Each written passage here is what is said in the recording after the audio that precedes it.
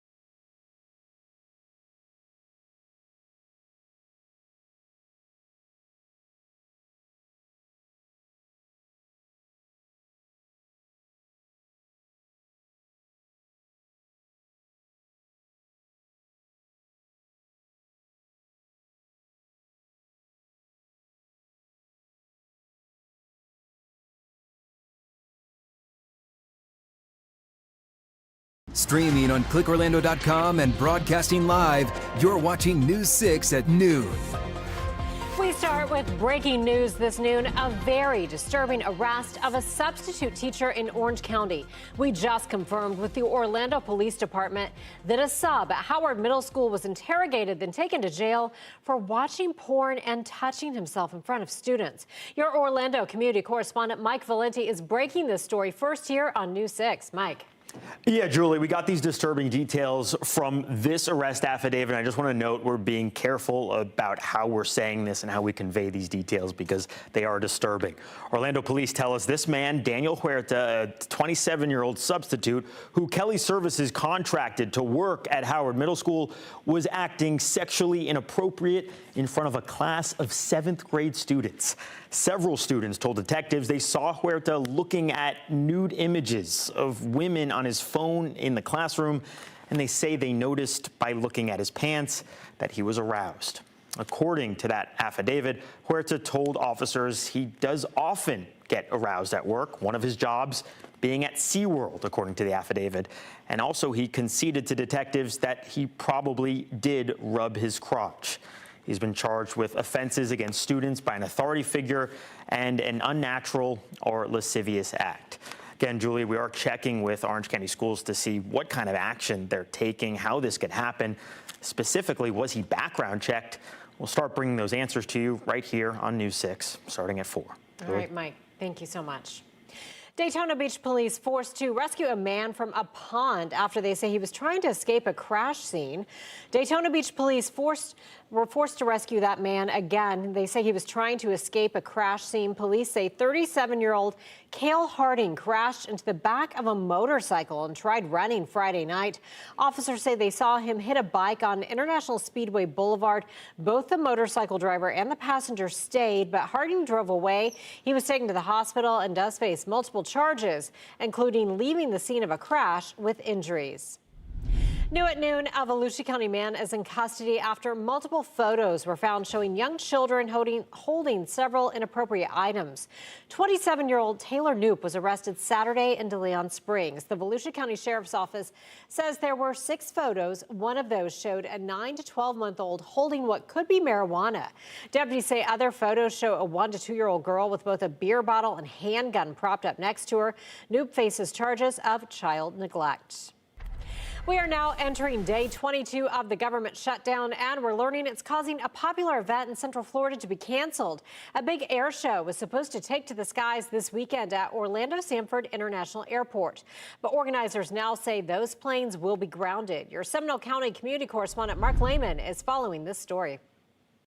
With this air show cancellation, there's been disappointment across the board. A lot of people have been looking forward to the thrill of fighter jets roaring across the sky, but with Republicans and Democrats continuing to point fingers at each other, this event is the latest to pay the price. These are the preps that were supposed to happen this week in Sanford for the annual Orlando Air Show. Instead, the government shutdown is creating a letdown. It's tough, but our hand was forced, unfortunately. Speaking to us from out of state, PR Director Chris Dorado says the U.S. Air Force Thunderbirds were set to be one of many big draws this year, but the shutdown means the military can't take part in that aspect and others. Public safety costs being what they are, have we had the military there, that helps with that part of it, but not just an all-civilian show that could be a cost prohibitive. Dorado says with the unavoidable decision, people who already bought tickets will be able to get a refund. They also have the option to roll over their purchase to next year's show, which is slated for the first weekend in October of 2026. But it's clearly out of our hands, and so we'll have to just put our efforts into getting a show together for 2026 and making it a robust, exciting show at that. In Sanford, I'm your Seminole County community correspondent, Mark Lehman, News 6. And coming up in just a few minutes, we'll take a look at how lawmakers on Capitol Hill are looking to pay some government employees despite the continued shutdown.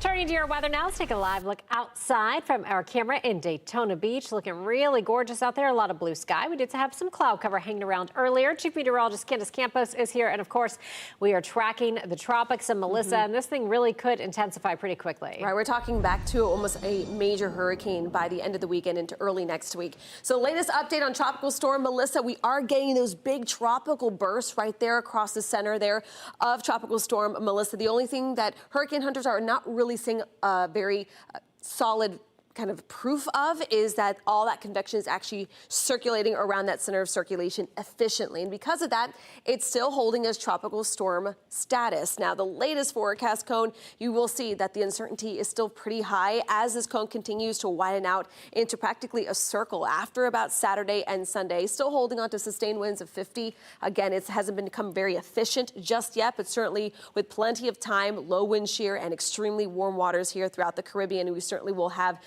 the ability to see the system intensify to a Cat 2, even a Category 3 storm by early next week. Now, latest intensity models still pick the system up as the potential for major hurricane status. A lot of these forecasts now are in agreement that it will have plenty of opportunity to develop.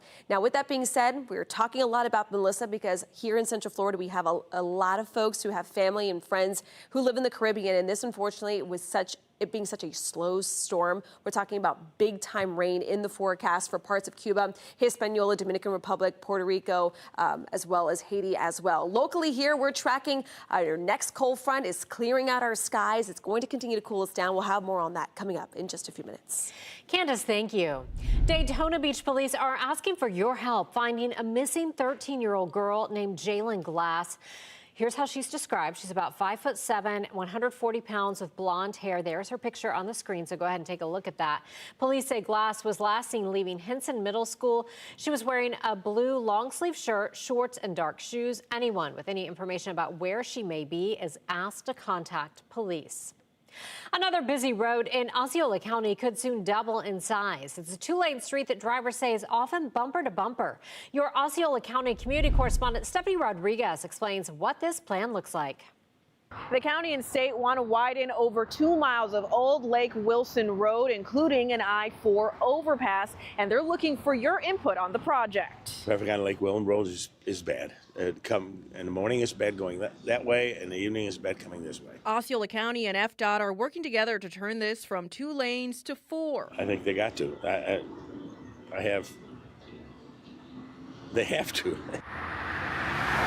A change drivers desire. If it's 4 lanes, I definitely agree that it'll be quicker than 2. The 2.5-mile stretch will be split up in 2. Osceola County will handle the segment between County Road 532 and Assembly Court, while the state will improve from Assembly Court to Sinclair Road. I definitely think it would be beneficial to widen the road just because I have seen a little bit of traffic there. I don't take it too often, but the times that I have had to take it, it has been pretty backed up, especially from like the Walmart that's all the way down there and up to like all the new developments that they're opening up ahead. That includes this bridge over I-4, which falls in FDOT segment. The hardest thing is going to be that overpass. It's going to take some time. The work will also add new bicycle and pedestrian features, a new traffic signal at Spine Road, stormwater ponds, and more streetlights. I think it's great. I think it's great because it helps everyone who's trying to get to work and back home to pick up their kids from school to get there quicker and safer. The first of 2 public meetings is happening today at 5:30 at Mystic Dunes Golf Club. The second is happening tomorrow. It's a virtual meeting. I do have information on that one at this story at clickorlando.com. I'm your Osceola County community correspondent, Stephanie Rodriguez, News 6. It is day 22 of the government shutdown, and there is no end in sight. However, a 12th vote on the same GOP funding measure could happen later today. CBS's Natalie Brand has more details from the White House. With the shutdown entering its 4th week, furloughed federal workers are turning to food banks. That includes Melissa Westbrook, a 22-year employee of the Defense Department. We don't know when it's going to end, and I need to pay my bills, and we need this to hurry up and, be over with. So it's stressful.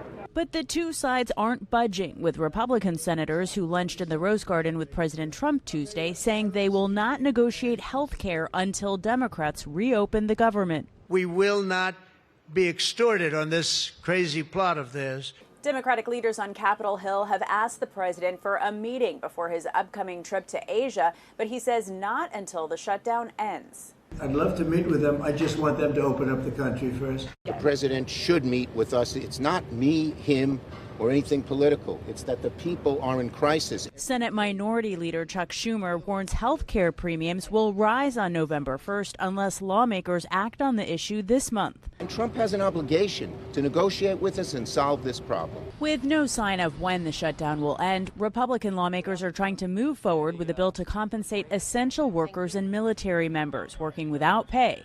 A vote is expected as soon as Thursday. Natalie Brand, CBS News, the White House.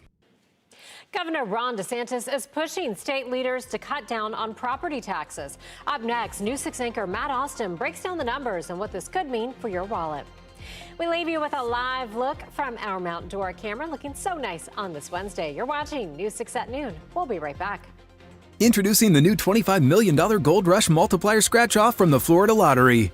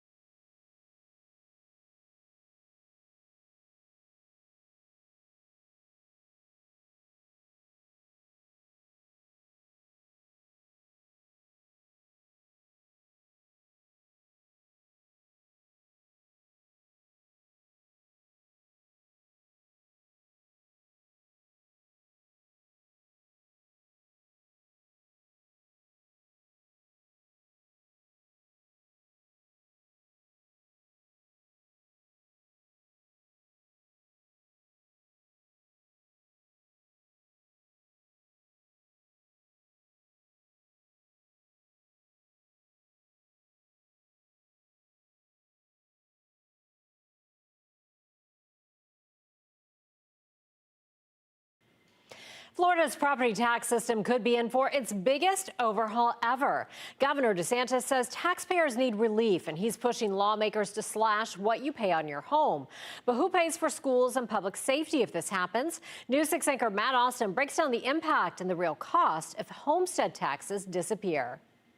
Taxpayers need relief. Governor Ron DeSantis has made it clear he wants major changes to Florida's property tax system. Is the property yours, or are you just renting it from the government? When I spoke with state CFO Blaise Ngolia earlier this year, he emphasized property tax cuts are the main reason behind DOGE cuts. The first thing you have to know is that we're not getting rid of property. I would love to get rid of property taxes altogether, but the proposal is to get rid of property taxes on homesteaded properties. A recent barrage of bills describes what the Florida House refuses to cut. Language keeps any government from reducing funding for law enforcement, and school taxes will also be off limits. Where can they make a cut that they can pretty much put the pressure on the counties to say, well, you tighten your belt, but don't touch public safety, don't touch schools. It's unfortunate that's where the most of the money goes. J.R. Kroll is the Republican Seminole County tax collector. He says these changes would impact every county in different ways. You know, we have one skyscraper here in Seminole County, and it's not finished. It's the eyesore. Meanwhile, you go to Tampa, Orlando, they have skyscrapers, and you can imagine the hundreds of thousands of dollars that they pay in property taxes in each building. Here's the other issue. According to the Florida Department of Revenue, 29 of Florida's 67 counties are fiscally constrained. That means their property taxes aren't high enough to even pay their current bills. The issue is still a money issue. Like Jerry Maguire, show me the money. You know, where are we going to get this from? Matt Austin, News 6. For any of these proposed cuts to take effect, the Florida House and Senate must agree on a plan. Then the governor would sign off, and finally, Florida voters would have the final say in November 2026. Any constitutional amendment requires 60% of voter approval to become law. Time now is 12:15, so let's get you back to your forecast. We'll start with a live look from our Launch Credit Union camera out there in Port Canaveral. A little bit of cloud cover hanging around. Chief Meteorologist Candace Campos is here with what we need to know for our Wednesday. Yeah, Julie, we start off the morning a bit more on the cloudy, gloomy side, all thanks to a cold front still making its way through central Florida. But as it's going to continue to clear, our skies are also going to open up. We'll have a lot more sunshine throughout the day. Now, as we head into tomorrow, though, we'll notice a cooler start to the morning. Lows will be in the low 60s rather than the low 70s like some areas woke up to this morning. And then throughout the next couple of afternoons, going to be feeling very nice, very comfortable. Then there is a little bit of talk that we could have an even stronger cold front come more by like Wednesday and Thursday of next week. That's really the biggest change we'll see in the forecast. And if it does come through, it will be cooling us down just in time for Halloween, while also creating a buffer between Florida and Tropical Storm Melissa, which will eventually become a major hurricane. We'll have more on that coming up in just a few seconds. But here's the sunshine, Daytona Beach. I promised you we'd get some sun early this morning. Orlando right now we're at 79 degrees. Here in Daytona Beach, we're at 78 degrees, 79 as well for you guys in Melbourne. So as we take you here throughout the next couple hours, temperatures are going to be back into those mid 80s. The cool down hasn't started just yet because it takes a little bit of time for that cool air to roll in. Now let's check your forecast for today.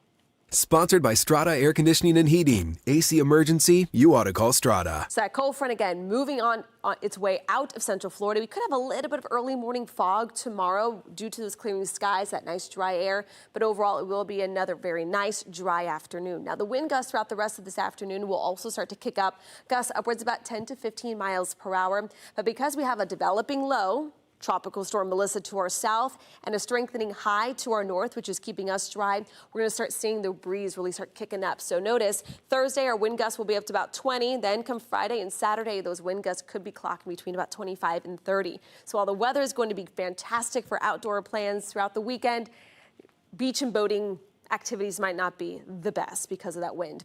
Tropical Storm Melissa continues to be a tropical storm. We're still seeing a lot of tropical convection. You can see it there on the satellite imagery. It's just not super efficient just yet, so we're not seeing that overall closed center of circulation with the thunderstorms wrapped around.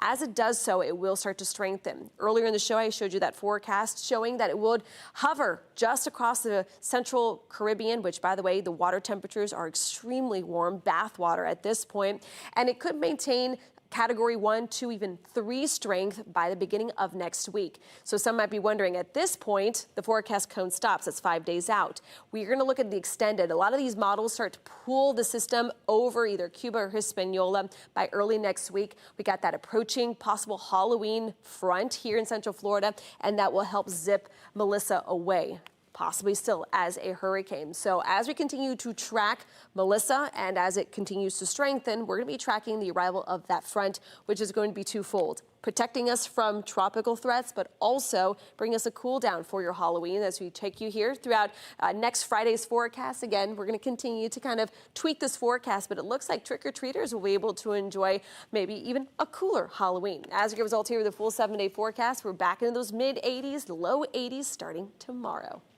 Candace, thank you. New research is finding that a hard-to-detect type of breast cancer is on the rise. Coming up, how common it is and why it's not easy to find in a mammogram. And later today on News 6 at 6. Earlier this summer, the state of Florida began cracking down on crosswalks painted with rainbows and other bright colors. For the very first time, we reveal how much it cost one Central Florida county to repaint all of its crosswalks.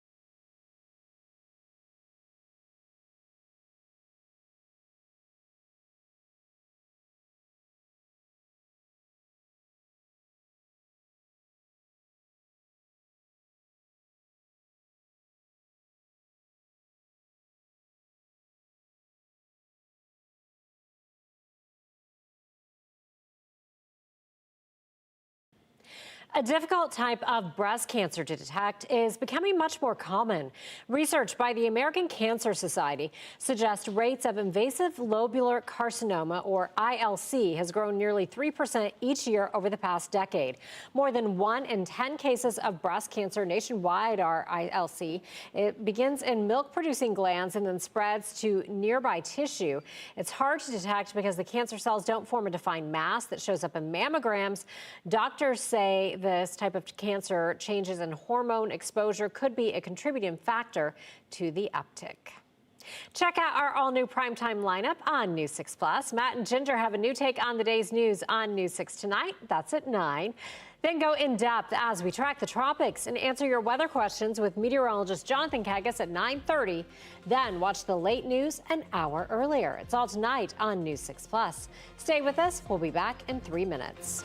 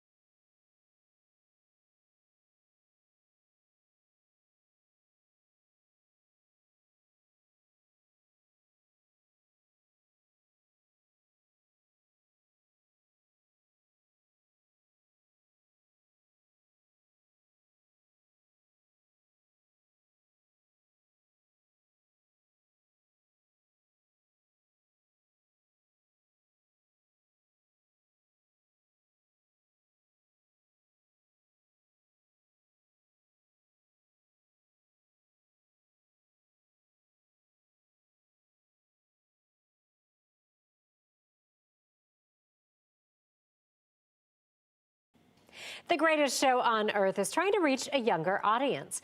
Ringling Brothers and Barnum & Bailey is putting more circus-based videos on YouTube. The clips feature topics like juggling and spinning plates. In 2017, Ringling Brothers closed down due to lower ticket sales and complaints from animal rights activists. 2 years ago, the show returned without live animals and put more emphasis on acrobatics. The circus is set to hit the road on a national tour in January with stops in Tampa, Jacksonville, and South Florida. They came here a couple years ago, I think right when they first started.